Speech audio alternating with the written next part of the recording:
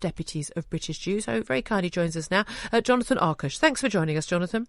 Hello, Julia. Hello. I mean, it is one of those strange things that I perhaps in my own ignorance, but as someone who lives in North London, where Britain's largest Jewish community lives, I was sort of the view that for many years that anti-Semitism was something of the past in Britain, and it was almost we certainly still have racism, but almost old-fashioned racism.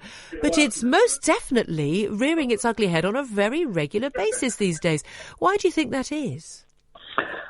I think that largely, I'm pleased to say, anti-Semitism is a thing of the past, but anti-Semitism historically has lurked in the fringes of our mainstream political parties and, of course, beyond the fringes.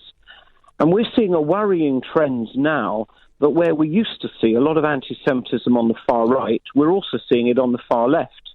The far left was once the fringe, and now it's migrated much closer to the centre of the Labour Party.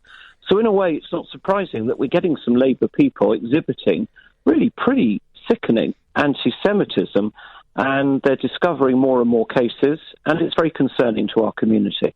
Well, indeed, as you say, it was something of the far right, sort of Nazi sympathising organisations, and they've certainly never had success, thank goodness, in our political system over the years. Even the BNP only made marginal gains briefly and then disappeared off the scene.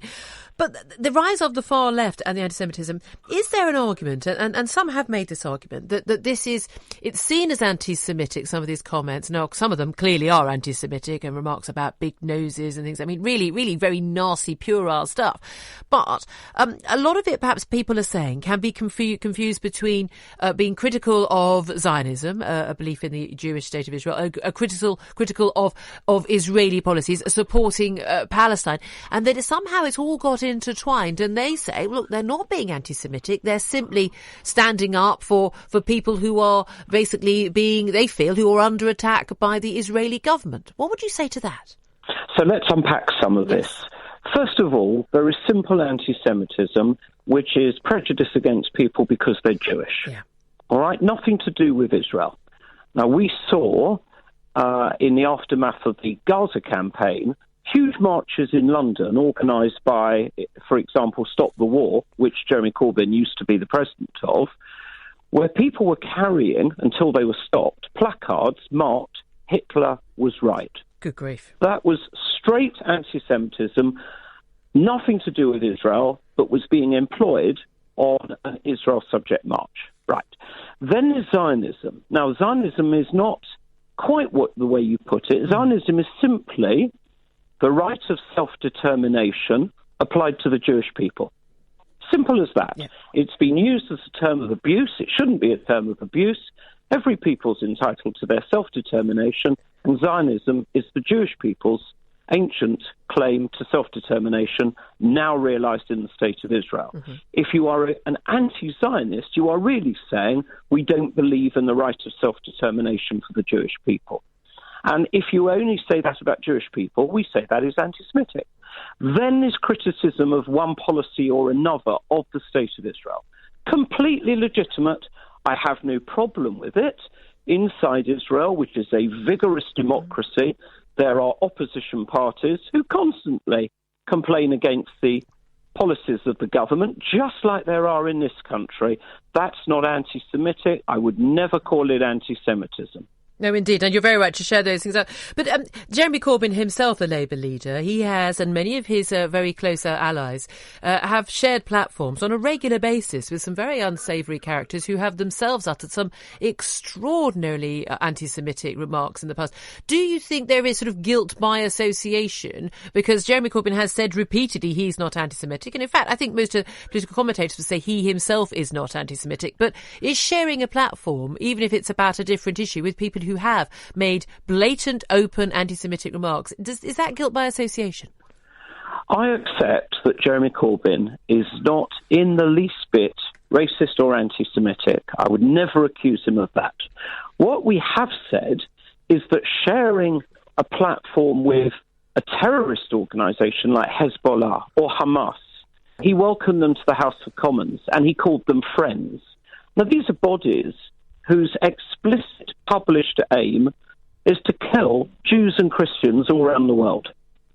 Now, it doesn't make Jeremy Corbyn guilty of being a member of Hamas, but it does raise very serious questions as to why he would associate with racists, terrorists, and anti-Semites like that.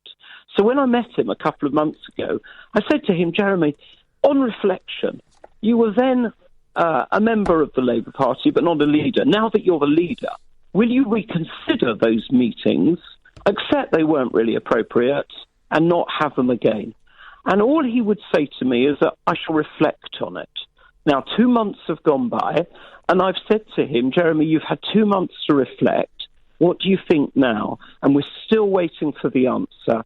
And I'm still hoping that he will recognise that such meetings are not appropriate for a leader of the mainstream political party in our country. I was wondering if David Cameron, opposite position, the Tory leader, if it emerged, had shared platforms with people saying similar things on the right, that would be an outrage and probably a cause for his resignation, would it not?